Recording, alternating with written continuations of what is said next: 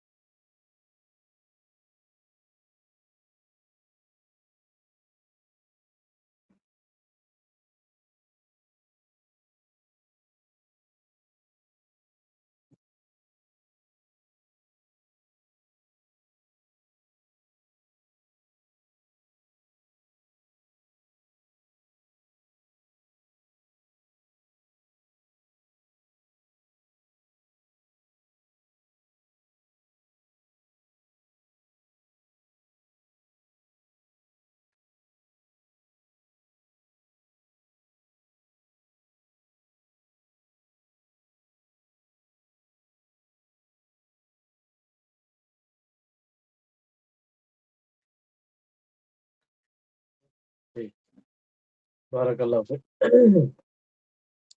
বিষয়টি হচ্ছে এই যে আমাদের চলমান যে বিষয়টি ছিল, আহ শায মাহফুজ হাদিসের ব্যাপারে।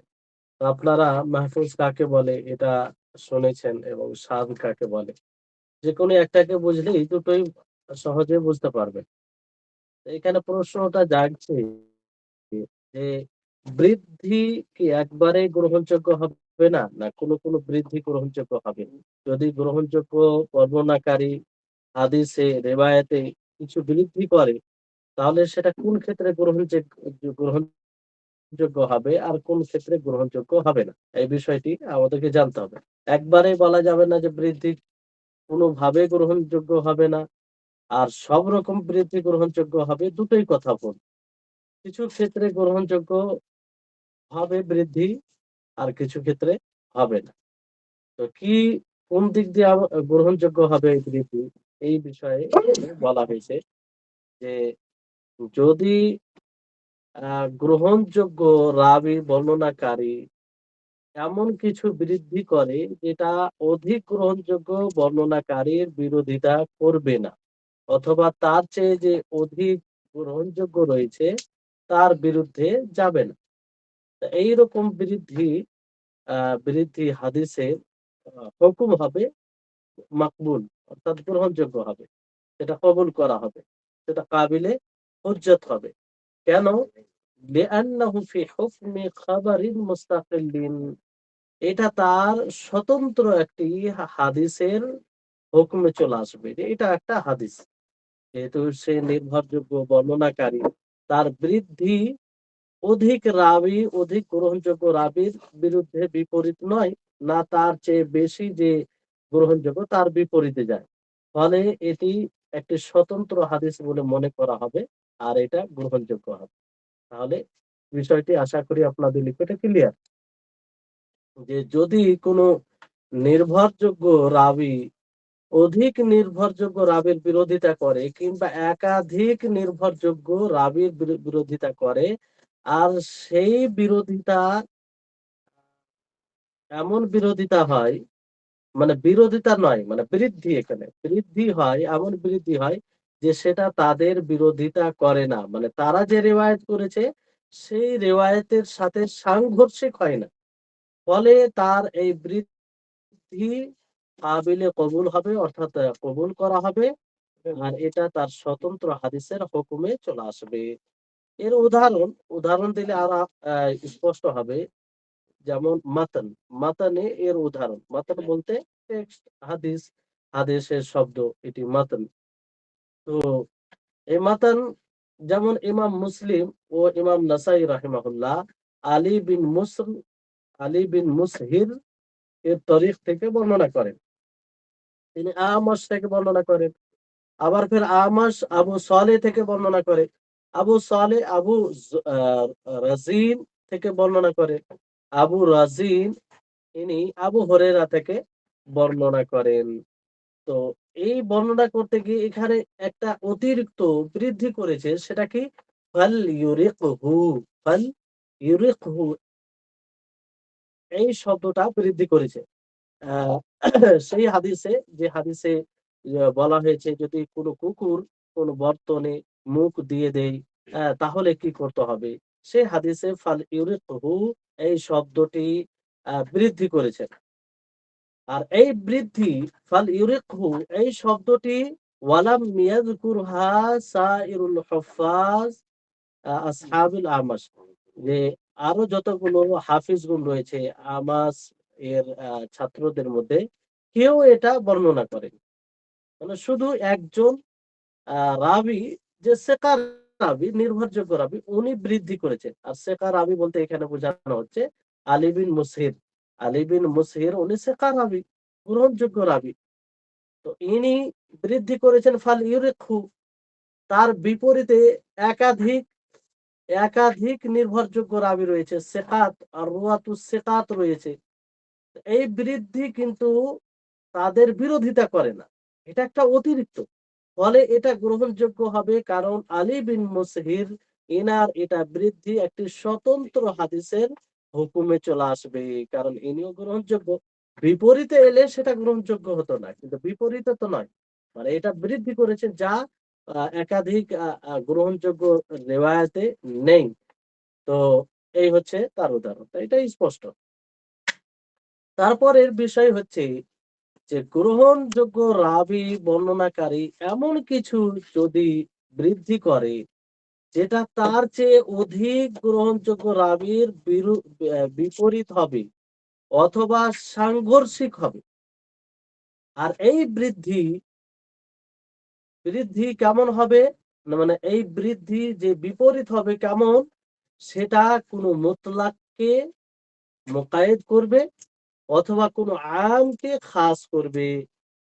তাহলে এই ধরনের বিরুদ্ধেও গ্রহণযোগ্য হবে। মুতলাককে, মানে একটা জিনিস ধরেন মুতলাক, মানে সব ব্যাপারে, কিন্তু আরেকটা জিনিস বন্দি করে দেয় কোন জিনিসের সাথে, যে এটা হলে এটা হবে, এই কোন একটা বিষয়ের সাথে মোকায়েদ হয়ে যায়। আর একটা মুতলাক যেখানে সেখানে অনুরূপভাবে আম মানে ব্যাপক, মানে সবার জন্য।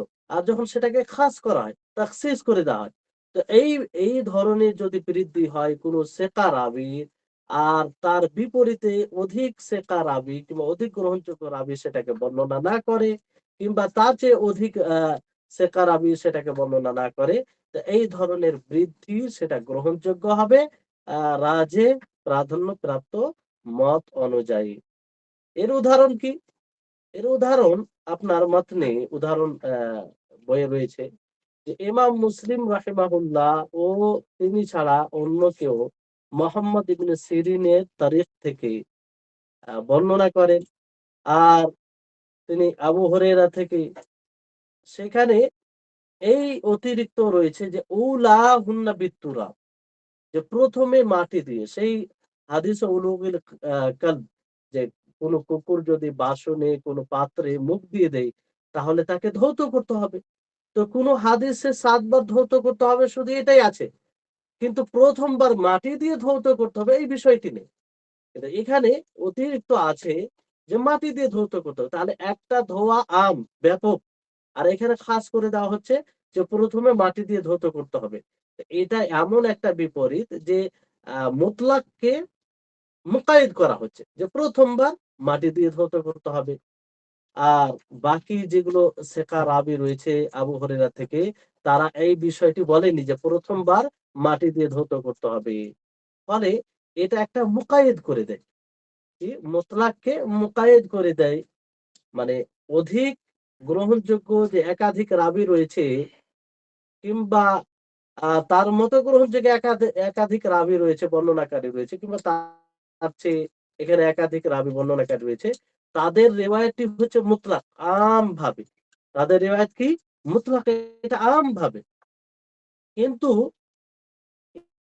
একজন বৃদ্ধি করেছেন, সেটা কি? মোহাম্মদ ইবনে সিরিন থেকে, সেটা হচ্ছে উলা হুন্না বিত্তুরাব, যে ১ম এ মাটি দিয়ে ধৌত করতে হবে। তো এটা মুতলাককে মুকাইয়িদ করে। ফলে এরকম গ্রহণ আ বৃদ্ধি, এইরকম বিপরীত যদি আসে বৃদ্ধি, তো সেটা গ্রহণ হবে। তো আশা করি আপনারা বুঝতে পেরেছেন। আ এখানে অনুবাদের দিকে তাকান, যে একজন নির্ভরযোগ্য রাবী যা বৃদ্ধি করেন কয়েকজন নির্ভরযোগ্য অথবা তার চেয়ে অধিক নির্ভরযোগ্য একজন রাবীর বিপরীত না করে। এখানে বিপরীত ১ম প্রকার যেটা, বিপরীত না করে। এই ধরনের বৃদ্ধির হুকুম হলো তা গ্রহণযোগ্য, কারণ সেটা স্বতন্ত্র একটি হাদিসের হুকুমে থাকবে, যা একজন নির্ভরযোগ্য রাবী তার ওস্তাদ থেকে এককভাবে বর্ণনা করেছে। তাহলে এটা গ্রহণযোগ্য হবে। মতনের ক্ষেত্রে মতনের ক্ষেত্রে উদাহরণ দেওয়া হয়েছে যে ইমাম মুসলিম এবং ইমাম নাসাই পাত্রে কুকুরে মুখ দেওয়া সংক্রান্ত হাদিসটি আলী ইবনে মুসহিরের সনদে, তিনি আমাস থেকে, তিনি আবু সালেহ ও আবু রাজিন থেকে, তিনি আবু হুরায়রা থেকে, তা যেন ফেলে দেয় ফাল ইউরিকহু, এই শব্দটা ফাল ইউরিকহু, তা যেন ফেলে দেয়, এই বৃদ্ধি সহকারে বর্ণনা করে। আমাসের ছাত্রদের মধ্যেকার কোন হাফিজুল হাদিস এই অতিরিক্ত অংশটুকু উল্লেখ করেননি। সুতরাং এই বর্ধিত অংশটুকু স্বতন্ত্র হাদিস বলে বিবেচিত হবে। একটি স্বতন্ত্র হাদিস মনে করা হবে, যা নির্ভরযোগ্য। রাবী আলী ইবনু মুসহির এককভাবে বর্ণনা করেছেন। তাহলে এটা একটা বিষয়। দ্বিতীয় বিষয় যেটা এখানে বলা হয়েছে যে একজন নির্ভরযোগ্য রাবী তার চেয়ে অধিক নির্ভরযোগ্য রাবী রকমের বিপরীত করে, যা বৃদ্ধি করে থাকেন। এটা এখানে বিপরীত, আর উপরে বিপরীত নয়। কিন্তু কেমন ধরনের বিপরীত এখানে, এটা বোঝার বিষয় আছে। যে সেই বিপরীতটা কেবল মুতলাককেই, শর্তহীন, কোনো শর্ত নেই সেখানে, সেটাকে মোকায়েদ করে দেয়, শর্ত যুক্ত করে দেয়। মানে একটা জিনিস, একটা বিষয় শর্তহীন, আর একটা শর্তযুক্ত, অথবা ব্যাপককে খাস নির্দিষ্ট করার মাধ্যমে সীমাবদ্ধতাকে। তো অগ্রগণ্য মতানুসারে এই ধরনের বৃদ্ধি গ্রহণযোগ্য। তার উদাহরণ আপনারা শুনলেন যে ইমাম মুসলিম এবং অন্যান্য ইমামগণ পাত্রে কুকুরের মুখ দেওয়া সংক্রান্ত হাদিসটি মুহাম্মদ ইবনে সিরিনের সনদে আবু হুরায়রা রাদিয়াল্লাহু তাআলা আনহু থেকে, তার ১ম বার মাটি দিয়ে এতটুকু বৃদ্ধি সহকারে বর্ণনা করেন। এটা বৃদ্ধি করেছেন। আর বিপরীত হচ্ছে, কিন্তু কেমন বিপরীত হচ্ছে? যে অথচ আবু হুরায়রা রাদিয়াল্লাহু তাআলা আনহু থেকে সকল নির্ভরযোগ্য রাবীর বর্ণনা উক্ত ধারাবাহিক বা উক্ত ধারাবাহিকতার বিবরণের বৃদ্ধি থেকে মুক্ত। আর যে বাকি নির্ভরযোগ্য বর্ণনাকারী রয়েছে তাদের রিওয়ায়েতে এটা নাই। আর এই বৃদ্ধি অন্যান্য সকল নির্ভরযোগ্য রাবীর মুতলাক শর্তহীন বর্ণনাকে মুকায়েদ শর্তযুক্ত করেছে। মানে একটাতে রয়েছে যে ৭ বার ধৌত করো, ওখানে কোনো মুকায়েদ নেই, কোনো শর্ত নেই।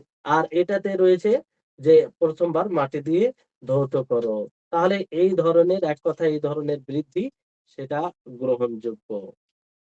না, পুরো হাদিস যেটা আছে আপনার উদাহরণে সেটা হচ্ছে ইদা ওয়ালাগাল কালবু ফি ইনাই আহাদিকুম ফালইউরিকহু সুম্মা লিয়াগসিলহু সাবআ মিরাত। এটা একটা হাদিস যে যখন কোন কুকুর বাসনে তোমাদের মধ্যে কারো বাসনে কারো পাত্রে মুখ দিবে তো সেটাকে তোমরা ফেলে দিবে, বাসনে যা আছে সেটাকে ফেলে দিবে, তারপর তাকে ৭ বার ধৌত করবে। তো এই যে ফালি ইউরিকহু শব্দ, এই শব্দটা একাধিক যে নির্ভরযোগ্য রাবী রয়েছে তাদের রিওয়ায়েতে নেই। তাদের রিওয়ায়েতে নেই। শুধু এটা কার রিওয়ায়েতে রয়েছে? আলী বিন মুসহির। আলী বিন মুসহির তিনি এটা রিওয়ায়াত করেছেন আমাস থেকে। তো এরকম গ্রহণযোগ্য। তারপর ২য় উদাহরণ পুরো হাদিস যে সাবা মাররাত, যেটা আপনারা আমভাবে হাদিস শুনলেন। কিন্তু যে বৃদ্ধি করেছেন সে কিভাবে যে সাবা মাররাত উলাহুন্না বিত্তুরাব, যে ১ম বার মাটি দিয়ে ধৌত করতে হবে। তাহলে বিষয়টি আপনাদের নিকটে স্পষ্ট আশা করি।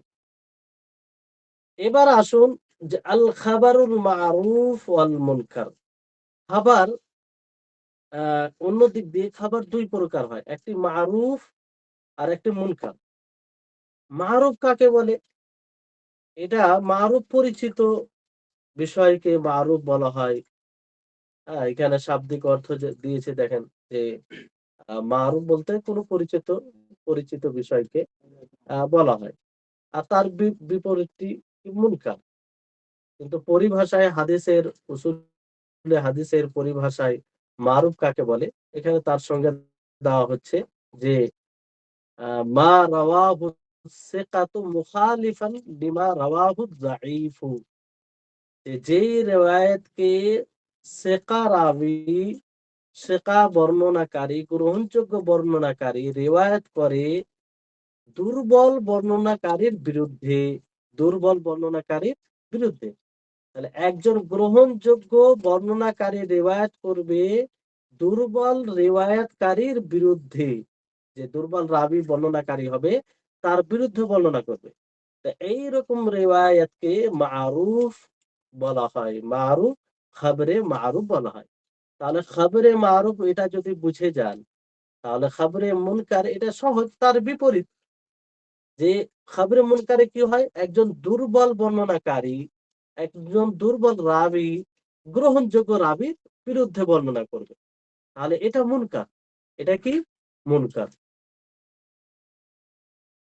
যেমন এর উদাহরণ হচ্ছে মা রাওয়াহু ইবনু আবি হাতিম মিন তারিকি হুবাইব মুসাগগারান।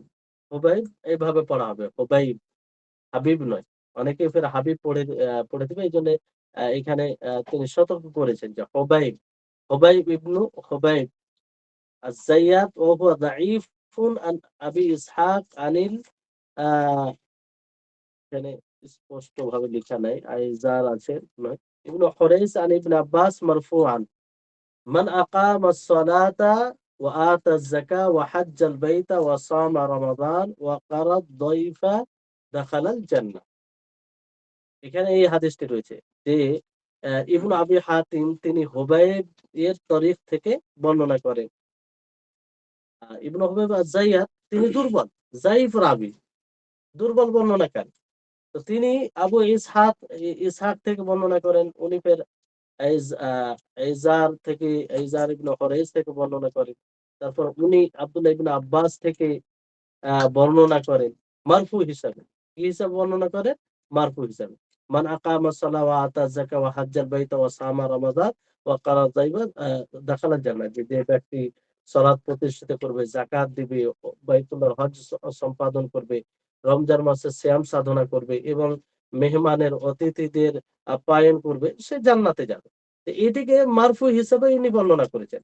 আবু হাতিম বলে যে এটি মুনকার, কারণ যেগুলো নির্ভরযোগ্য রাবী রয়েছে, সেকাত, একাধিক নির্ভরযোগ্য রাবী, তারা আবু ইসহাক থেকে আর আইজার থেকে, আহ আব্দুল্লাহ ইবনে আব্বাস থেকে মওকুফ, মারুফ রেওয়ায়াত হচ্ছে মওকুফ, কিন্তু দুর্বল বর্ণনাকারী সেটাকে সে কি করে দিয়েছে, মারফু করে দিয়েছে। মারফু বলতে নবী সাল্লাল্লাহু আলাইহি সাল্লাম পর্যন্ত যে সানাদ পৌঁছায় তাকে মারফু বলা হয়। সরাসরি নবী সাল্লাল্লাহু আলাইহি সাল্লাম থেকে যে হাদিস মানে বর্ণনা করা হয় সেটা মারফু। মানে নবী সাল্লাল্লাহু আলাইহি সাল্লাম পর্যন্ত সানাদ পৌঁছায় অবিচ্ছিন্নভাবে। আর মাওকু বলতে সাহাবী পর্যন্ত। তো যেগুলো নির্ভরযোগ্য রাবী রয়েছে, একাধিক নির্ভরযোগ্য, তারা বলছে মওকুফ, তারা মওকুফান হাদিসটি রিওয়ায়াত করেছেন। আর যায়ীফ রাবী, একজন দুর্বল বর্ণনাকারী, তিনি এটাকে মারফু হিসাবে বর্ণনা করছেন। তো একাধিক নির্ভরযোগ্য রাবী তারা যে মওকুফান রিওয়ায়াত করেছে, অর্থাৎ সাহাবী পর্যন্ত এটা বলেছে, তাহলে এটা মারুফ হবে, পরিচিত হবে। এটা কি হবে? পরিচিত হবে, মারুফ হবে, এটা সঠিক হবে। আর দুর্বল রাবী যে মারফু হিসাব বর্ণনা করেছে সেটা কি হবে? সেটা যায়ীফ হবে। হ্যাঁ, সেটা যেহেতু যায়ীফ রাবী বর্ণনা করেছেন। জি। তাহলে এই মারুফ মুনকার বিষয়। এখানে আপনারা অনুবাদে তাকান যে তার খবরে মারুফ, তার বিপরীত হলো মুনকার। মানে তার বিপরীত হচ্ছে মুনকার। খবরে মারুফ বলা হয় নির্ভরযোগ্য রাবী দুর্বল রাবীর বিপরীতে যে হাদিস বর্ণনা করে। নির্ভরযোগ্য রাবী দুর্বল রাবীর বিপরীতে যেটা বর্ণনা করবে সেটাই হচ্ছে মারুফ। আল খাবারুল মুনকার, খাবারে মুনকার দুর্বল রাবী নির্ভরযোগ্য রাবীর বিপরীতে যে হাদিস বর্ণনা করে। এখানে তার বিপরীত। দুর্বল রাবী নির্ভরযোগ্য রাবীর বিপরীতে বর্ণনা করলে সেটা মুনকার। ইমাম ইবনু আবি হাতিম দুর্বল রাবী হুবাইব হুবাইব তাসগীর সহকারে ইবনু হাবিব আজ-যাইয়াত এর সনদে আবু ইসহাক থেকে, তিনি আইজার থেকে, ইবনু হুরাইস থেকে, তিনি ইবনু আব্বাস থেকে মারফু সূত্রে বর্ণনা করেন। ইনারা সব মারফু সূত্রে বর্ণনা করেন। কিন্তু কে? আহ, এই যে রাবি হুবাইব, হ্যাঁ, ইবনু আবি হুবাইব আজ-যাইয়াত, যে ব্যক্তি সালাত কায়েম করলো সেই হাদিসটি, যাকাত প্রদান করলো, বাইতুল্লাহ গিয়ে হজ করলো, আহ রমজান মাসে সিয়াম পালন করলো, মেহমানের সম্মান করলো, সে ব্যক্তি জান্নাতে প্রবেশ করবে। এইখানে আবু হাতিম বলছেন যে হাদিসটি মুনকার। কেন মুনকার? এই জন্য মুনকার যে অন্য অন্য সকল নির্ভরযোগ্য রাবী হাদিসটি আবু ইসহাক থেকে, তিনি আইজার থেকে, তিনি ইবনে আব্বাস থেকে মাওকুফ সূত্রে বর্ণনা করেছেন। মাওকুফ বলতে আপনাদেরকে বললাম যেটা হাদিস সাহাবী থেকে বর্ণনা হবে, নবী পর্যন্ত সানাদ পৌঁছাবে না। আর মারফু যেটা রাসূল সাল্লাল্লাহু আলাইহি সাল্লাম পর্যন্ত সানাদ পৌঁছাবে। তো আহ, এই বিষয়টি। আর মাওকুফ সূত্রে বর্ণিত হওয়াটাই মারুফ, যেহেতু এটা একাধিক নির্ভরযোগ্য রাবী বর্ণনা করছেন। আর যেটা মারফু সূত্রে শুধু একজন, যে জয়ীফ দুর্বল রাবী বর্ণনা করছেন। তো এই হচ্ছে বিষয়। আশা করি আপনারা বুঝতে পেরেছেন যে মারুফ হাদিস কাকে বলে এবং মুনকার হাদিস কাকে বলে। তারপরে আসুন যে এখানে এর আগেও যেহেতু পড়েছেন আপনারা বারবার কোন কোন সঙ্গে, যে এর যদি মোতাবে আসে, সমর্থনে আসে, তাহলে হাদিসটি হাসান দরজা থেকে সহি দরজায় পৌঁছে যাবে, এরকম আপনারা শুনেছেন। তো ওই বিষয়টি এখানে বলছে যে সমর্থনে আসা মানে কি, এর তো হাদিসের পরিভাষা আছে। তো পরিভাষা আছে, তাকে মোতাবাআ এবং তার প্রকার সমূহ রয়েছে। মোতাবাআ সমর্থক ও তার প্রকার ভেদ রয়েছে। তো আল মোতাবা কাকে বলে? আবিধানিক অর্থে যে আল মুওয়াফাকা, আল মুওয়াফাকা মানে সমর্থন করা। মোতাবা বলতে সমর্থন করা, ওই সমর্থনে আসা।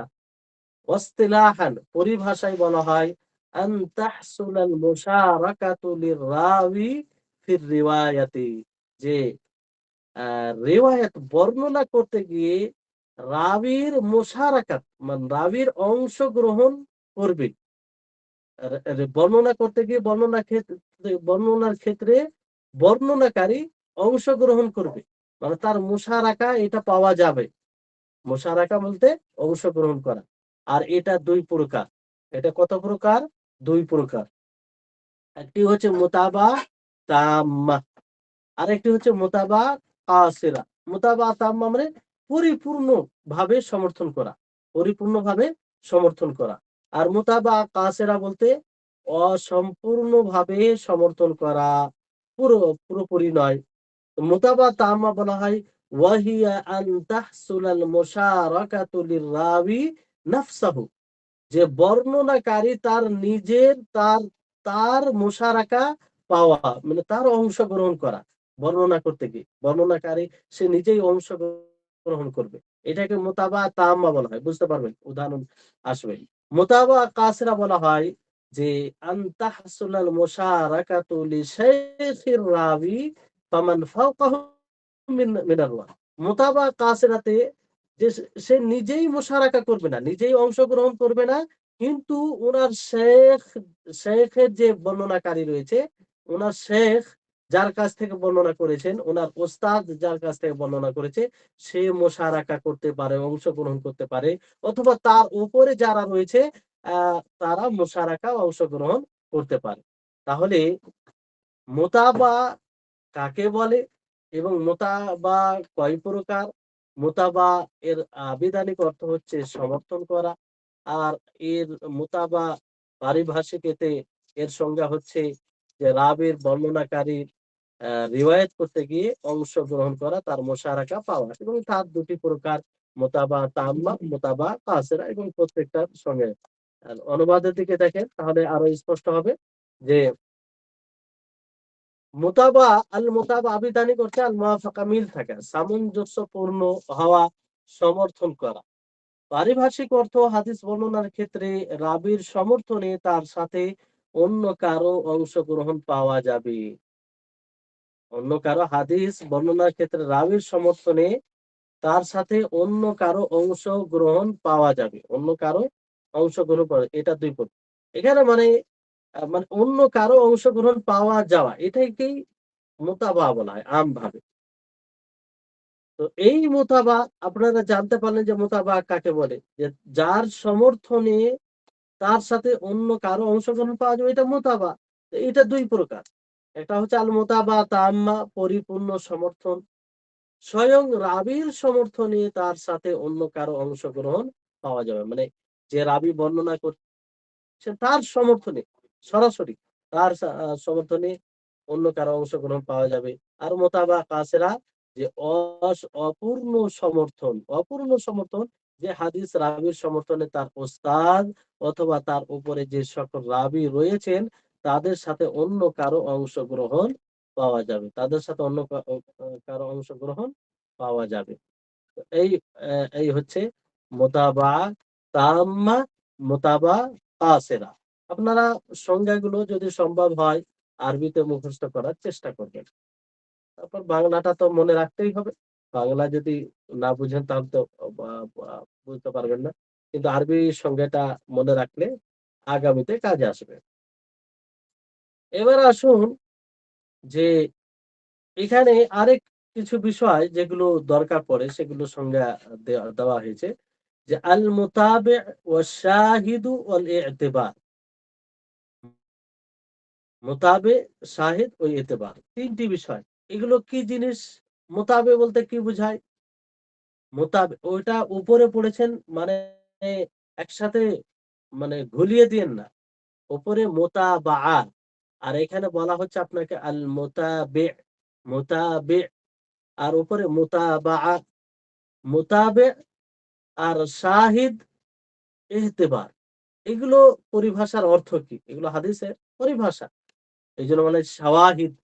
এর অনেক শাওয়াহিদ থাকার কারণে হাদিসটি হাসান কিংবা হাদিসটি সহিহ এরকম ভাবে বলা হয়। হ্যাঁ,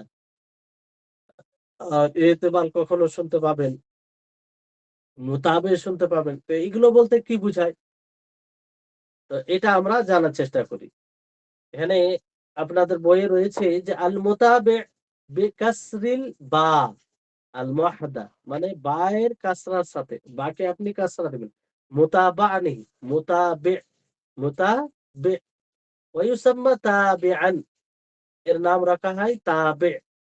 অনেকগুলো তাওয়াবে পাওয়া গেছে, তাবের বহুবচন তাওয়াবে। তাহলে এই হচ্ছে ওয়াহুয়াল খাবারুল মুশারিকু লিল ফারদি লাফজান ওয়া মা'নান আও মা'নান ফাকাত মাল ইত্তিহাদি ফিস সাহাবিয়্যি। আর মুতাবে ওই খবরকে বলা হয় যে খবরে অংশগ্রহণ করে, হ্যাঁ? কোনো রাবীর, সেটা শব্দগতভাবে ও অর্থগতভাবে অথবা শুধু অর্থগতভাবে একই সাহাবী হবে, একই সাহাবী হবে। অর্থাৎ তাবে বলা হয় সেই খবরকে, যেই খবরে সা আ অংশ নিবে, মানে একই হবে শব্দগতভাবে, অর্থগতভাবে অথবা শুধু অর্থগতভাবে। আর তাদের সাহাবী এক হবে। তাদের ২ টি রিওয়ায়াত রয়েছে। ২ টি রিওয়ায়াত রয়েছে। তো একটি রিওয়ায়াত আরেকটি রিওয়ায়াত। তো আরেকটি রিওয়ায়াত একটি রিওয়ায়াতের সমর্থনে যে আরেকটি রিওয়ায়াত এসেছে, তো সেই রিওয়ায়াতটি এই রিওয়ায়াতের মতোই অর্থের দিক দিয়েও আর শব্দের দিক দিয়েও, অথবা শুধু অর্থের দিক দিয়ে, অথবা শুধু অর্থের দিক দিয়ে। তো এই আর সাহাবী উভয়ের সাহাবী কিন্তু এক হবে। উভয়ের সাহাবী এক হবে। তাহলে এই ধরনের রিওয়ায়াতকে কি বলা হয়? তাবে। কি বলা হয়? তাবে। শাহিদ কাকে বলা হয়? হুয়াল খাবারুল মুশারিক লিল ফারদি লাফজান ওয়া মা'নান আও মা'নান ফাকাত মা ইখতিলাফিন ফিস সাহাবিয়্যি। যে সেই খবরকে বলা হয় যে ফারদের মুশারিক অংশগ্রহণ করা হয় শব্দগতভাবে ও ভাবে, অথবা শুধু অর্থগতভাবে। কিন্তু এখানে সাহাবীর ভিন্নতা আসবে। সাহাবীর কি আসবে? ভিন্নতা আসবে। উপরে তাবেতে কি বললেন যে সাহাবী এক হবে। আর এখানে সাহাবী ভিন্ন হবে। পার্থক্য হচ্ছে এটাই যে সাহাবীর ভিন্ন হবে। কোন গরীব, তাহলে বুঝতে পেরেছেন? এখানে বিষয়টি হচ্ছে যে তাবে সে হাদিস, গরীব হাদিসকে বলা হয় যে গরীব হাদিসের অংশগ্রহণ করবে অন্য রিওয়ায়াত শব্দগতভাবে, অর্থগতভাবে অথবা শুধু আ আ আ শব্দগতভাবে। এখানে না অর্থগতভাবে। শুধু অর্থের দিক দিয়ে। আর সাহাবী এক হবে। তাহলে সেটা আ তাবে। আর শাহিদ হচ্ছে যে সে গরীব রিওয়ায়াতের সমর্থন আ মুশারিক হবে, অংশগ্রহণ করবে শব্দের দিক দিয়ে, অর্থের দিক দিয়ে কিংবা শুধু অর্থের দিক দিয়ে, কিন্তু সাহাবী ভিন্ন হবে। এখানে ফারদ বলতে গরীব হাদিস। وخص بعضهم المتابع بما حصل لفظا سواء اتحد الصحابي أو اختلفا والشاهد بما حصل معنا كذلك وقد يطلق كل من المتابع والشاهد على الآخر. আর অনেকেই এটাকে খাস করেছেন মোতাবে শুধু যদি শব্দ দিক দিয়ে এক হয়, শব্দের দিক দিয়ে সমর্থন পাওয়া যায়। সাহাবী এক হোক অথবা সাহাবী ভিন্ন হোক, এটাতে পার্থক্য পড়ে না। মানে শব্দের দিক দিয়ে এক হলে, সমর্থন পেলে, যদিও সাহাবী আলাদা হয় তাহলে সেটা তাবে হবে। আর শাহিদ যদি অর্থের দিক দিয়ে এক হয়, সমর্থনে আসে, অর্থের দিক দিয়ে গরীব হাদিসের সমর্থনে আসে, তাহলে সেটা কি হবে? শাহিদ হবে। আর শব্দের দিক দিয়ে হলে আ তাবে হবে। এই সাহাবী ভিন্ন হতে পারে। এটা কিছু লোক এইভাবে মুহাদ্দিসিনগণ সংজ্ঞা দিয়েছেন। আবার ফের এটাও বলা হয় যে মোতাবে শাহেদ এক অপরকে বলা হয়। এখানে কোনো পার্থক্য নেই। এই হচ্ছে। এতেবার কাকে বলা হয়? এতেবার বলা হয় হুয়া তাতাব্বুউ তুরুকিল খাবারিল ফারদ লিউলাম। যে গরীব হাদিসের তুরুকের যে সন্ধান, তাকে যে দেখা হয়, যাতে জানা যায় যে তার মোতাবে আছে কি নেই। এবার মোতাবে কাকে বলে আপনারা জেনেছেন? শাহেদ আছে কি নেই। তো এই যে আছে কি নেই যাচাই করা, দেখা, এই কর্মটাকে, এই ক্রিয়াটাকে এতেবার বলা হয়। কি বলা হয়? এতেবার বলা হয়। তাহলে এই অনুবাদের দিকে দেখেন যে মোতাবে, আল মোতাবে এক নোক্তা বিশিষ্ট, মোতাবে বা অক্ষর জেদ দিয়ে তার অপর নাম তাবে। একে তাবে বলা হয়। মোতাবে এমন হাদিসকে বলে যা শব্দগত ও অর্থগতভাবে অথবা শুধু অর্থগতভাবে কোনো গরীব হাদিসের সাথে সামঞ্জস্যপূর্ণ হবে। গরীব হাদিসের সাথে কি হবে? সামঞ্জস্যপূর্ণ হবে। সেই সাথে উভয় বর্ণনায় সাহাবী একজন হতে হবে। মানে একজন হবে। এটা একটা সংজ্ঞা। শাহিদ তার শাহিদ এখানে আ পার্থক্য এখানে শুধু এটা আছে। শাহিদ কাকে বলে? যে শাহিদ এমন হাদিসকে বলে যা শব্দগত ও অর্থগতভাবে অথবা শুধু অর্থগতভাবে কোন গরীব হাদিসের সাথে আ সামঞ্জস্যপূর্ণ হবে। তবে তার ২ বর্ণনার মাঝে সাহাবীর ভিন্নতা থাকবে। সাহাবীর ভিন্নতা থাকবে। এখানে দেখেন যে আ ভিন্নতা থাকবে শাহিদে। আর তাবেতে সাহাবী এক থাকবে। সাহাবী এক থাকবে। আর শাহিদে সাহাবী ভিন্নতা থাকবে। তাহলে পার্থক্য এখানে শুধু সাহাবীর ভিন্নতা ও সাহাবীর এক হওয়া। এটা পার্থক্য ১ম সংজ্ঞা অনুযায়ী। ২য় সংজ্ঞা যে কেউ আল মোতাবেকে ওই হাদিসের সাথে নির্দিষ্ট করেছেন যাতে শব্দগতভাবে মিল পাওয়া যায় তাতে সাহাবী একই ব্যক্তি হোক অথবা ভিন্ন হোক। আর শাহিদকে নির্দিষ্ট করেছেন ওই হাদিসের সাথে যাতে অর্থগত মিল পাওয়া যায় অনুরূপভাবে তাতে সাহাবী একই ব্যক্তি হোক অথবা ভিন্ন আ আ ব্যক্তি। তো এখানে এই সংজ্ঞায় পার্থক্য কি? এই সংজ্ঞায় পার্থক্য হচ্ছে যে মোতাবে শব্দগত মিল পাওয়া যাবে। মোতাবে, তাবে এতে শব্দগত মিল পাওয়া যাবে। আর শাহিদে অর্থগত মিল পাওয়া যাবে। তাহলে এইটাই একটা শব্দগত, একটা অর্থগত।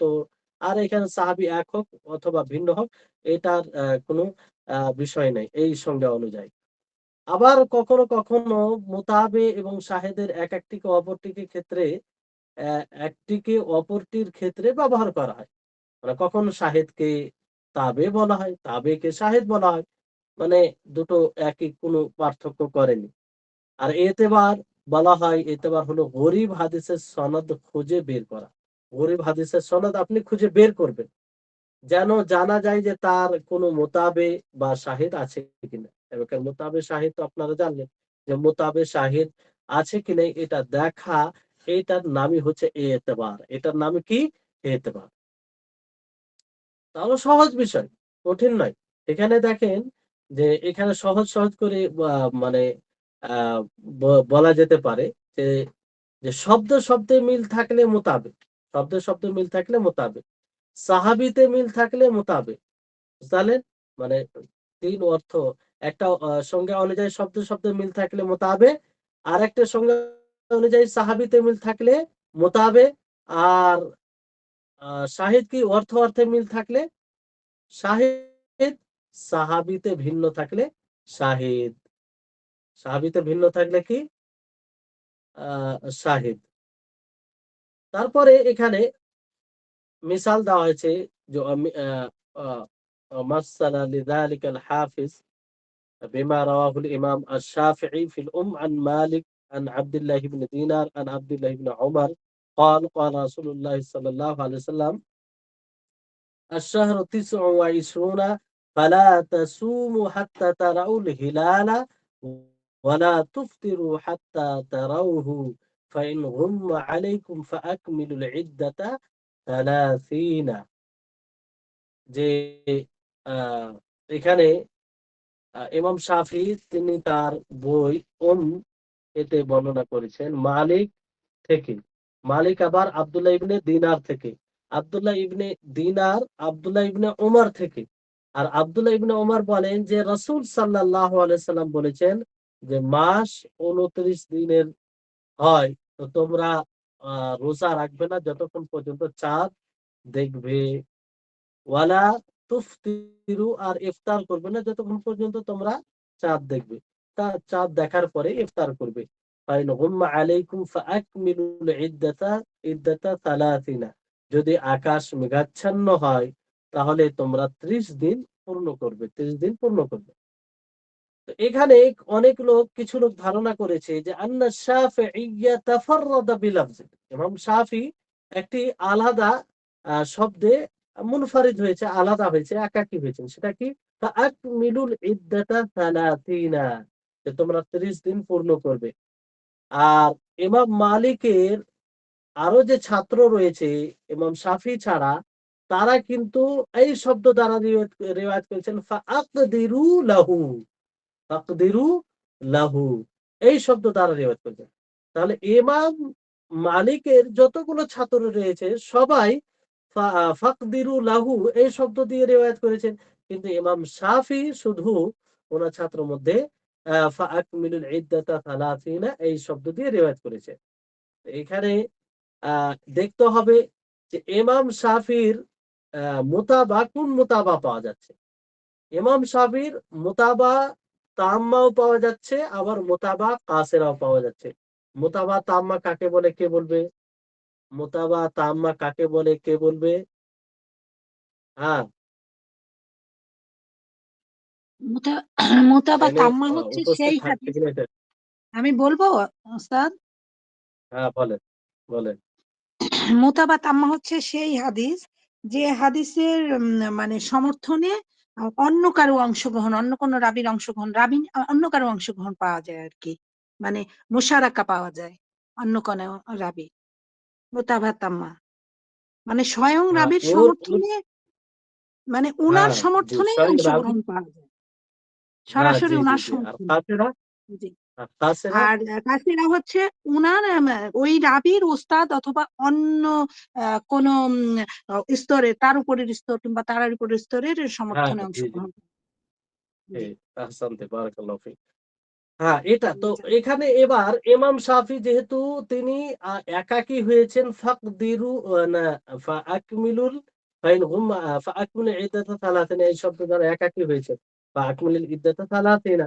তো এবার দেখতে হবে যে ইমাম শাফির মুতাবা কাসেরা আছে কি নেই, না মুতাবা তাম্মা ও কাসেরা আছে কি নেই। তো আমরা যদি দেখি, কিংবা মুহাদ্দিসগণ বলেছেন যে এর মুতাবা তাম্মাও আছে আর মুতাবা কাসেরাও আছে। সেটা কি করে? যে ইমাম বুখারী রাহিমাহুল্লাহ তিনি তার সহিতে বর্ণনা করেন আব্দুল্লাহ ইবনে মাসলামা আল কানাবি থেকে, আর আব্দুল্লাহ ইবনে মাসলামা আল কানাবি মালিক থেকে বর্ণনা করেন সেই সানাদেই। তো ফাহাদিহি মুতাবাআতুন তাম্মা, এটা হবে কি হবে? মুতাবায়ে তাম্মা হবে, যেটা একদম সঠিক। মুতাবা তাম্মা, কারণ একই জায়গায় যে ইমাম মালিক থেকে ইমাম শাফি বর্ণনা করছেন, ওই জায়গায় আব্দুল্লাহ ইবনে মাসলামা আল কানাবি মালিক থেকে বর্ণনা করেছেন, আর আগে সানাত সেই একই। তাহলে এই যে এটাকে মুতাবায়ে তাম্মা বলা হয়। কি হয়? মুতাবায়ে তাম্মা। তাহলে ইমাম শাফির জন্য মুতাবা তাম্মা পাওয়া গেল। আর আরেকটি হচ্ছে রাওয়াবনু রাওয়াহু ইবনু খুজাইমা ফি সাহিহি মিন তারিকি আসিম ইবনে মুহাম্মদ ইবনে যায়েদ আন আবিহি আন জাদ্দিহি আব্দুল্লাহ ইবনে উমর বিলফজিন ফাকাম্মিলু 30 হাদিহি মুতাবাআতুন কাসিরা। এখানে দেখেন যে ইবনু খুজাইমা সাহিতে তিনি আসিম বিন মুহাম্মদ বিন যায়েদ থেকে তিনি বর্ণনা করেন। তিনি ফের তার পিতা হতে বর্ণনা করেন। আর তার পিতা তার দাদা হতে বর্ণনা করেন। আর আব্দুল্লাহ ইবনে ওমর থেকে এই শব্দের অর্থ ফাকাম্মিলু সালাসিনা। এখানে দেখেন যে বিষয়টি, উপরে যে ইমাম শাফি রাহিমাহুল্লাহ রিওয়ায়াত করেছেন, সেখানেও কিন্তু আব্দুল্লাহ ইবনে ওমর রয়েছে। তো উপরের শেখের সাথে গিয়ে মিলছে। কিন্তু সরাসরি ওই জায়গায় সমর্থনে, স্বয়ং সেই রাবির সমর্থনে হচ্ছে না। ফলে এটা মুতাবা কাসেরা, মুতাবা কাসেরা। বুঝতে পারলেন?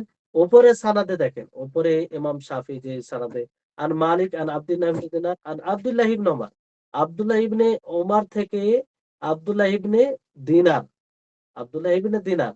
আর এখানে আব্দুল্লাহ ইবনে ওমর থেকে আ মানে আব্দুল্লাহ ইবনে ওমর এখানে সরাসরি মিলছে না, আব্দুল্লাহ ইবনে ওমর থেকে। বুঝতে পারলেন? তো এটা মুতাবা কাসেরা হবে।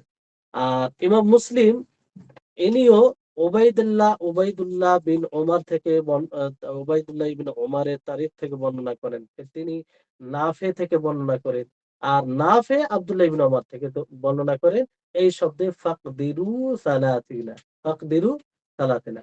আর এটার শাহিদ আহ রয়েছে নাসাই, এবং নাসাই নিকটে মোহাম্মদ ইবনে হুনাইন থেকে, মোহাম্মদ ইবনে من طريق محمد بن حنين عن عبد الله بن عباس عن النبي صلى الله عليه وسلم مثل حديث ابن دينار عن ابن عمر। আহ, এবং নাসাই নিকটে মোহাম্মদ ইবনে হুনাইনের তারিখ থেকে তিনি আব্দুল্লাহ ইবনে আব্বাস থেকে, আব্দুল্লাহ ইবনে আব্বাস নবী সাল্লাল্লাহু আলাইহি সাল্লাম থেকে এইরকমই হাদিস আহ, আহ, আব্দুল্লাহ ইবনে দিনার এবং আব্দুল্লাহ ইবনে ওমর থেকে বর্ণনা করে। এটা শাহিদ হবে। আর শাহিদের সঙ্গে আপনারা পড়েছেন, শাহিদ কাকে বলে?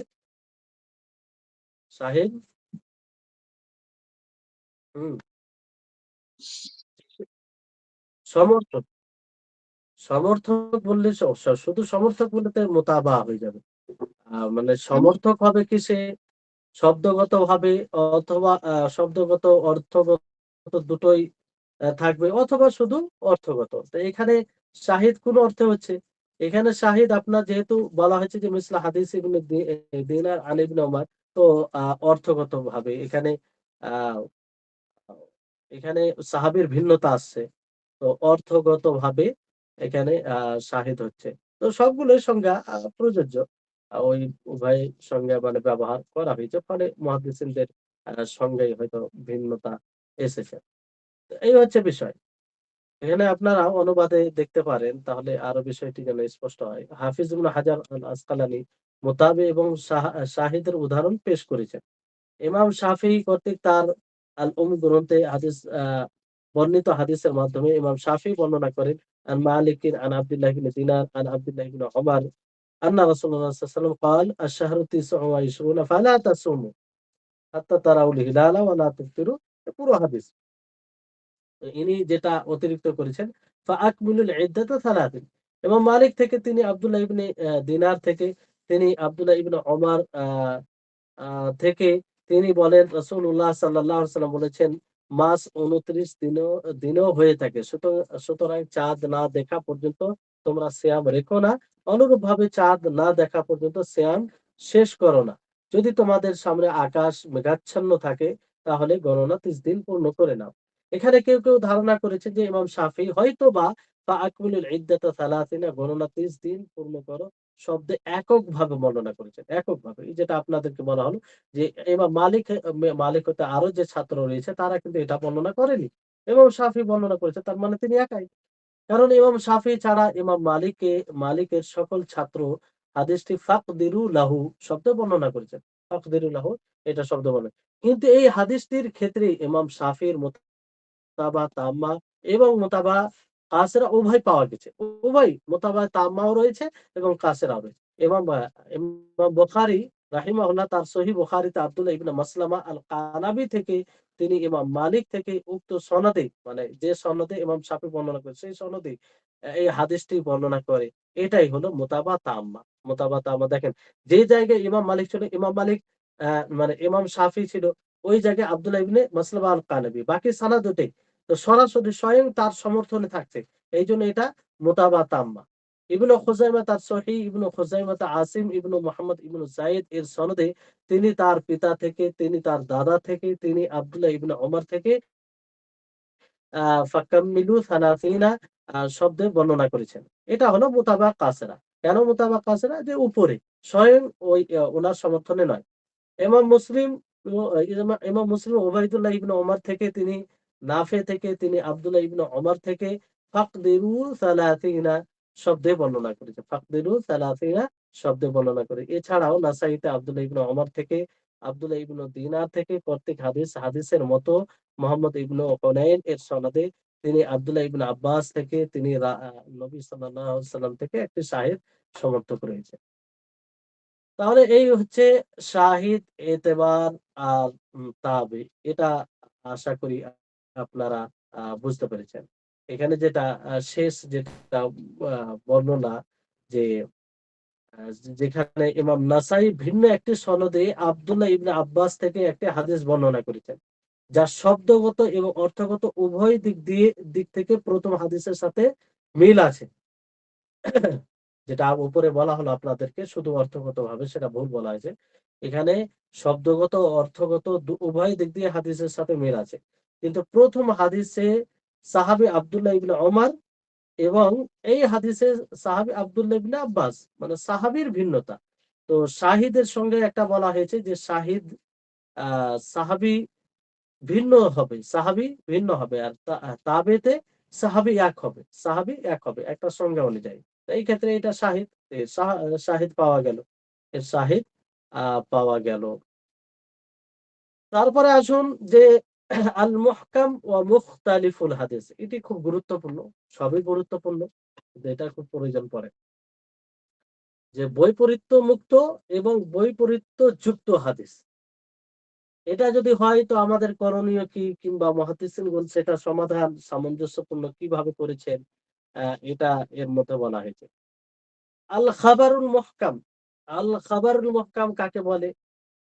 ওয়াল খাবারুল মাকবুল আল্লাযী সালিমা মিন মুআরাদাতি মিসলিহি, সেই খবরকে বলা হয় যে খবর তার মতো অন্য মকবুল হাদিসের বৈপরীত্য থেকে মুক্ত, মানে অন্য হাদিসের বৈপরীত্য সংঘর্ষ থেকে একদম মুক্ত। সেই সে খবরকে আল খাবারুল মুহকাম বলা হয়, আল খাবারুল মুহকাম বলা হয়। এই খবরে মুহকামের হুকুম কি, বিধান কি? আহ বলা হচ্ছে উজুবুল আমালি বিহি, খবরে মুহকাম যেহেতু কোনো প্রকারের সাংঘর্ষিক বিষয় নেই, বৈপরীত্য বিষয় নেই অন্য হাদিসের সাথে, তো এর উপর আমল করতে হবে। আর অধিকাংশ খবর এর এই প্রকারেরই রয়েছে, ওয়া গালিবুল আখবার মিন হাযান নওዕ, অধিকাংশ খবর এই প্রকারে রয়েছে। মুখতালিফুল হাদিস কাকে বলে? আল খাবরুল মুহকামের বিপরীত মুখতালিফুল হাদিস, হুয়াল মাকবুলুল মুআরিজ, মুআরাদ বিমিসলিহি মা ইমকানিল জাম'i বাইনাহুমা, যে সেই মাকবুল হাদিসকে বলা হয় যে মাকবুল হাদিস ও তার মতো অন্য হাদিসের মুআরিজ হয়, মুআরিজ বলতে বৈপরীত্য হয়, কিন্তু সেই দুই হাদিসে সামঞ্জস্য নিয়ে আসা সম্ভব হয়, সামঞ্জস্য নিয়ে আসা সম্ভব হয়। এটাকে মুখতালিফুল হাদিস বলে। মুখতালিফুল হাদিস বলা হয় এমন খাবারে মাকবুল যা তার মতোই অন্য মাকবুল হাদিসের সাথে সাংঘর্ষিক, তবে উভয় হাদিসের মাঝে সমন্বয় করা সম্ভব, সমন্বয় করা সম্ভব। তাহলে এখানে যেটা গুরুত্বপূর্ণ বিষয়, আর এই এই প্রকারে এই প্রকারের হাদিসে যে বই লেখা হয়েছে, ইমাম শাফি রাহিমাহুল্লাহ তিনি লেখেন, ইমাম তাহাবি, ইবনে কুতাইবা এনারা লেখেন। তাহলে আল খাবরুল মুহকাম কাকে বলে, তার হুকুম কি, এবং মুখতালিফুল হাদিস কাকে বলে, এটা বুঝেছেন আশা করি। একদম সহজ বিষয়, কোনো মানে এরকম বিষয় নাই যে বুঝতে অসুবিধা। এবার আসুন এর ব্যাখ্যায় আমরা যাই। আহ হাদিসে সংঘর্ষ হয়, আর এটা মনে রাখবেন যে রাসূল সাল্লাল্লাহু আলাইহি সাল্লাম থেকে যতগুলো হাদিস এসেছে, প্রকৃত হাদিসে আসলে সে হাদিসগুলো সাংঘর্ষিক নয়। কারণ আল্লাহ নবী তিনি ওহীর মাধ্যমে বলে থাকেন। আর আল্লাহ তাবারক ওয়া তাআলার পক্ষ থেকে যেটা হবে সেটা সাংঘর্ষিক কি করে হতে পারে? এটা তো মানুষের কথাই সাংঘর্ষিক হয়। তো ওহী কি করে সাংঘর্ষিক হবে? এটা আমাদের বুঝের কারণে হয়। আমরা হয়তো ওই পর্যন্ত পৌঁছাতে পারি না, বুঝতে সক্ষম হই না। ফলে এটা হয়। তো সাংঘর্ষিক হলে সেটা তখন কি করতে হবে? মুহাদ্দিসিনগণ তার একটা নীতিমালা স্পষ্ট করেছেন। এখানে বলা হচ্ছে মাযা ইয়ারজি'ু ইলাইহি ইনদা তাআরুদিল খাবারাইনিল মাকবুলাইনি, যে দুই গ্রহণযোগ্য হাদিসে যখন সংঘর্ষ হবে, এক অপরের বিপরীত হবে, তখন আমরা কোন দিকে কোনটি হাদিসকে নিব আর কোনটি হাদিসকে নেব না, কোনটি হাদিসকে ছাড়বো আর কোনটি হাদিসকে আমরা গ্রহণ করব, এটি একটি বিষয়। এই ক্ষেত্রে বলা হয় যে إذا تعارض الخبران المقبولان وأمكن الجمع والتوفيق بينهما بغير تكلف وتعسف فلا يصار إلى غيره। এটা বলা হচ্ছে যে দুই হাদিসে, দুই মকবুল হাদিসে, গ্রহণযোগ্য হাদিসে যখন তাআরুজ হবে, এক অপরের বিপরীত হবে, সাংঘর্ষিক মনে হবে, তখন প্রথমে সামঞ্জস্য সমন্বয় করা যদি সম্ভব হয়, দুটি হাদিসের মধ্যে সমন্বয় সামঞ্জস্য করা সম্ভব হয়, তাহলে বিনা কোনো চিন্তা ভাবনা ছাড়া, বিনা কিছু জটিলতায় যাওয়া, তাকে সামঞ্জস্য দিতে হবে, সমন্বয় এর পথে নিয়ে আসতে হবে। এছাড়া অন্য দিকে যাওয়া যাবে না। তাহলে প্রথম পদ্ধতি হচ্ছে যে দুই হাদিসের মাঝে এমন কিছু পথ অবলম্বন করে দুটো হাদিসের মধ্যে যদি সমন্বয় করা হয়, কিংবা সামঞ্জস্যতা দেওয়া সম্ভব হয়, তাহলে এটাই দিতে হবে। সামঞ্জস্য দেওয়া, এটা হচ্ছে প্রথম পদ্ধতি। যেমন এর উদাহরণ যে মা রাওয়াহু শাইখান মিন হাদিস, যে হাদিসকে ইমাম বুখারী, ইমাম মুসলিম রিওয়ায়াত করেছেন যে ফিররা মিনাল মাজজুমি ফিরারাকা মিনাল আসাদ, যে তোমরা কুষ্ঠ রোগী থেকে সেরকম ভাবে পলায়ন করো যেভাবে তোমরা সিংহ থেকে পলায়ন করো, বাঘ থেকে পলায়ন করো। আর ইমাম মালিক রাহিমাহুল্লাহ রিওয়ায়াত করেছেন লা ইউরিদু মুমরিদুন আলা মুসিহ, অসুস্থ উটকে তোমরা সুস্থ উটের কাছে নিয়ে যেও না। মানে অসুস্থ উটের কাছে, সুস্থ উটের কাছে না নিয়ে আসা হবে। তো এখানে আরেকটি হাদিস রয়েছে যে হাদিসের সাথে সংঘর্ষ, যেটা হচ্ছে যে বাহ্যিকভাবে যে আল্লাহর নবী বলেন লা আদওয়া ওয়ালা তিয়ারাতা, যে ইসলামে কোনো সংক্রমণ নেই, ছোঁয়াচে রোগ নেই, ওয়ালা তিয়ারাতা, না অশুভ লক্ষণ নেওয়ার কোনো বিধান রয়েছে, অশুভ লক্ষণ নেওয়ার কোনো বিধান নেই। তাহলে এই হাদিস, ওপরে যে দুই হাদিস পড়লেন, তার সাথে সংঘর্ষ হচ্ছে না? সাংঘর্ষিক হচ্ছে কি হয় না? সাংঘর্ষিক হচ্ছে। যে তোমরা কুষ্ঠ রোগী থেকে পলায়ন করো যেমন ভাবে সিংহ থেকে, বাঘ থেকে পলায়ন করো। আর বলা হচ্ছে যে সুস্থ উটকে অসুস্থ উটের কাছে যেন না নিয়ে যাওয়া হয়। তো পলায়ন করতে বলা হচ্ছে, তার মানে কি ওখানে ছোঁয়াচে রোগ আছে, রোগ হবে। আর এক হাদিসে আল্লাহ নবী বলছেন লা আদওয়া, যে কোনো প্রকারের সংক্রমণ নেই, মানে সংক্রামক রোগ যে হবে এরকম কোনো রোগ নেই, ছোঁয়াচে রোগ। তো এখানে তাহারুজ আছে। ওয়াজহু তাআরুজ হাইথু আমারা বিল ফিরারি ফিল আউয়াল ওয়া নাফিউল আ আ আদু আদওয়া ফিল আখির। যে প্রথমে আল্লাহর নবী পলায়ন করার আদেশ দিলেন যে তোমরা পলায়ন করো কুষ্ঠ রোগী থেকে। কারণ সেটাও হয়ে যেতে পারে। আর দ্বিতীয়তে কি যে আ আদওয়া, কোন সংক্রমণ রোগ নেই, ছোঁয়াচে রোগ নেই, শেষে বলা হলো। তো এখানে সামঞ্জস্য দেওয়ার সম্ভাবনা রয়েছে। আর সেটা মানে বাস্তব সামঞ্জস্য দেওয়া, যেটা কোরআন ও হাদিস থেকে যার সমর্থিত বিষয় হচ্ছে সামঞ্জস্য দিতে গিয়ে। সেটা কি? যে আসলে আন্না الأمراض لا تعدي بطبعها لا ت ت تعدي بطبعها কিংবা تؤدي, যে অসুস্থ রোগ সে নিজেই সংক্রমণ করে না। নিজেই এক জায়গা থেকে অন্য জায়গায় যায় না। নিজেই এক শরীর থেকে অন্য শরীর ট্রান্সফার হয় না। সে নিজে এটা হয় না। কামা কানা ইয়াতাকিদু আহলুল জাহিলিয়া, যেমন জাহেলিয়াতের লোক এরকম আকীদা ধারণ করে, এরকম আকীদা পোষণ করে যে রোগ নিজে থেকেই এক জায়গা থেকে অন্য জায়গায় চলে যায়। রোগ ছোঁয়াতে রোগ হয়ে যায়। তার স্বতন্ত্র একটা প্রভাব আছে।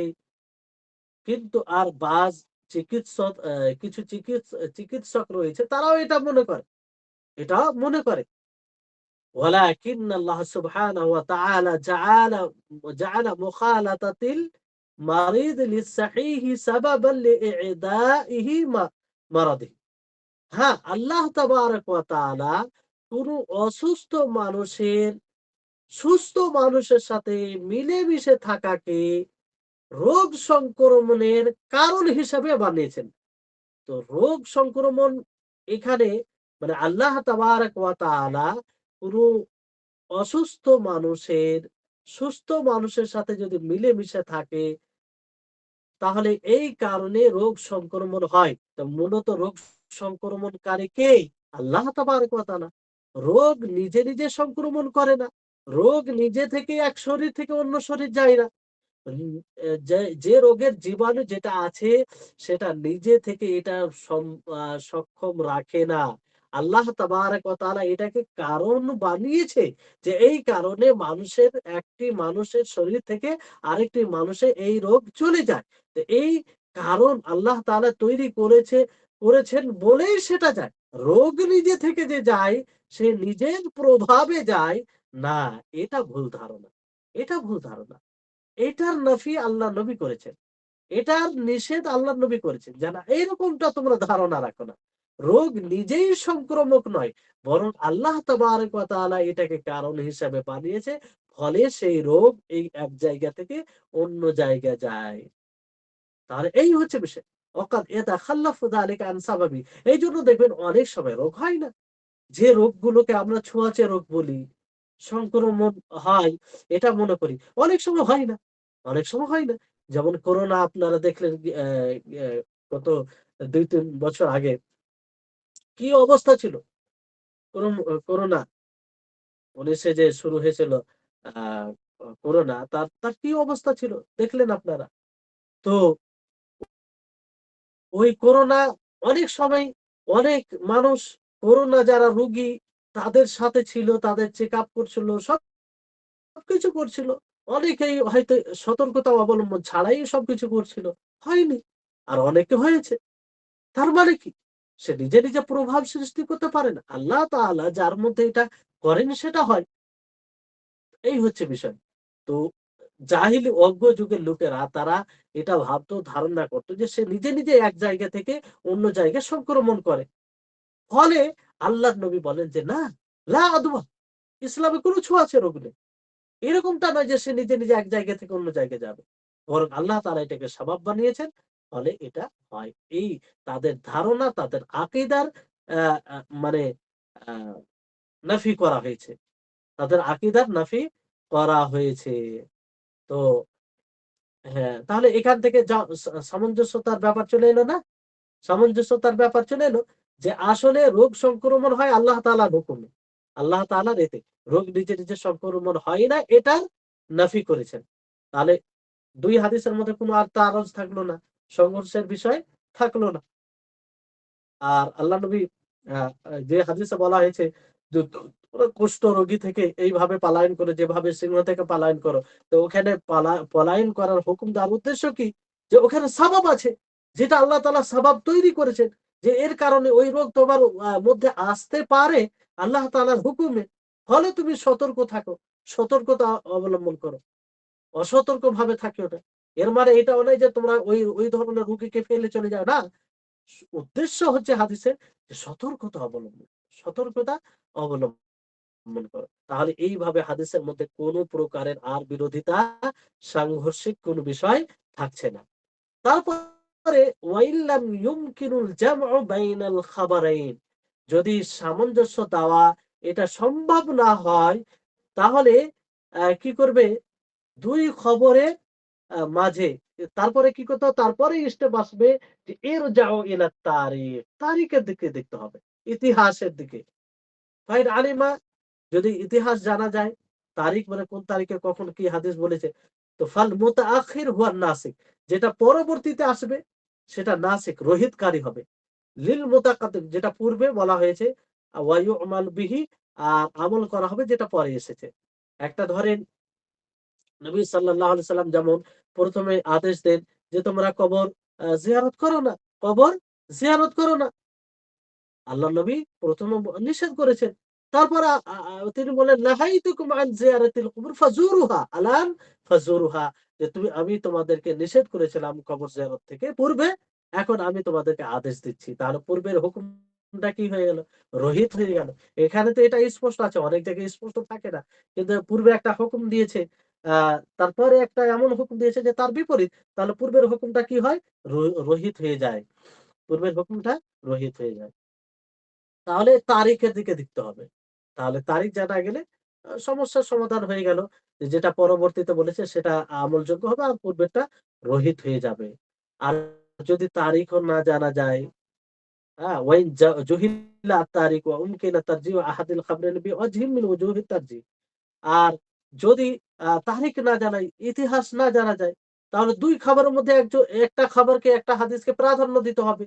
আর প্রাধান্য দেওয়ার কিছু দিক আছে, সেই দিকগুলো যার মধ্যে পাওয়া যাবে সেটাকে প্রাধান্য দিতে হবে। আর অন্যটাকে প্রাধান্য দিতে হবে না।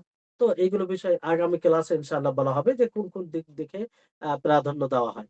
ওয়াইন তাআযযারা তারজিহ, আর যদি প্রাধান্যও দেওয়া সম্ভব না হয় একটা খবরকে অন্য খবরের পর, তাহলে দুটোর উপরে আমল স্থগিত হবে। কি হবে?